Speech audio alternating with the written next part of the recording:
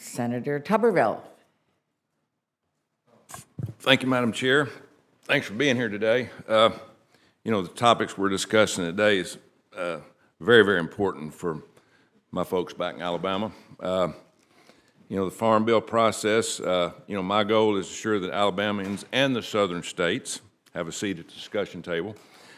Our farmers rely upon a strong farm safety net to manage risk, weather national disasters, and remain in business despite fluctuating market conditions.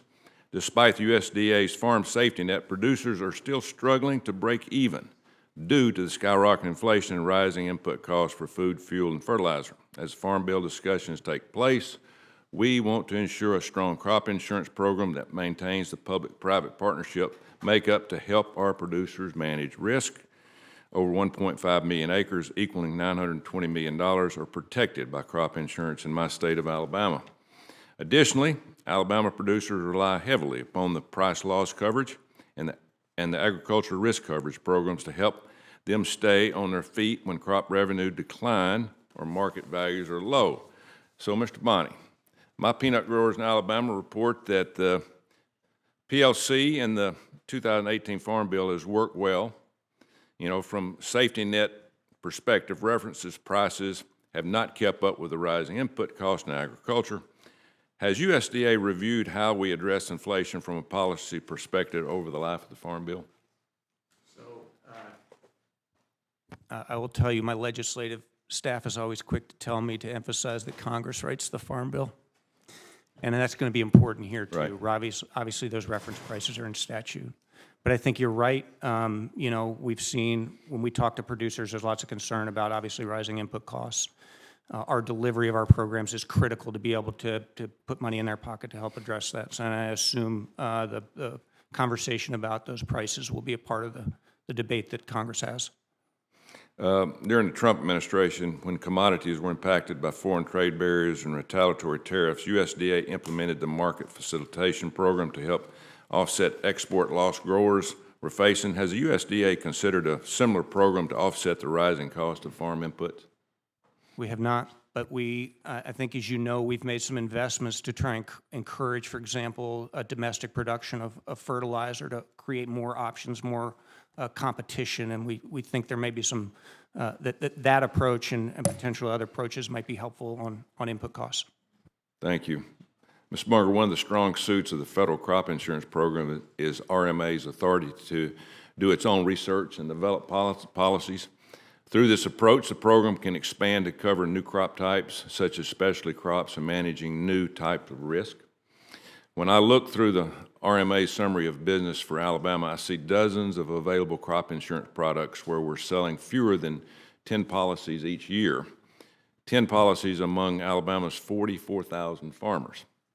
I like having options for our farmers and support the flexibility of the program, but from a good governance perspective, can you walk me through any cost-benefit analysis you do on the marketability of the policies you put out, and do you need additional authorities or resources to do that kind of analysis?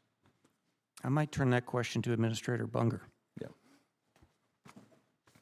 Thank you for the question, Senator. Currently, how RMA stands up all of its different crop policies, I call it a three-pronged approach. We look to the Hill, we look to you to have us stand up those policies that you write. We also look to the 508H process, where private submitters submit, and they also involve then recommendations, support from growers, much like the corn growers did with PACE. And then the third is within the department itself, within what guidelines that RMA has to stand up programs. All of those come with reviewers and actuarial soundness that needs to be maintained. So it's a balance. With the 508H process, they are supported by reviewers and also AIPs that recommend how marketable the products are. So we will continue to work through those and take a look at those. The policies that are available have increased exponentially. You know, in 2000, I believe RMA had 300 policies. And now today we are at 600 policies. The billions of dollars of liability that are covered under those policies have grown also dramatically.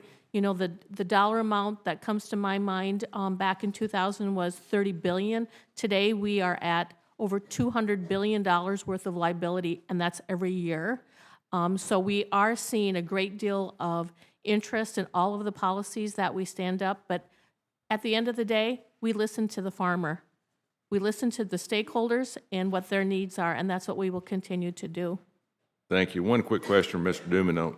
I hear concerns from Alabama farmers that FSA loan size limitations have not kept up with rising prices of farmland and farm inputs, making it more difficult for farmers, especially beginning farmers, to access capital. Do you think we should increase those loan size limits? And if so, what level do you believe that we should go to? As the Undersecretary mentioned, sir, thank you for the question, but as the Undersecretary mentioned, we understand our role in this, and our role is to carry that out, whatever statutory limits the Congress would put on us with regard to those loan programs. I hear the same concerns from a lot of the producers that I have a chance to talk with. I give my phone number out at every event, and I encourage producers to call. We make sure we share with them where the problems are that we can't overcome with regulatory or policy work.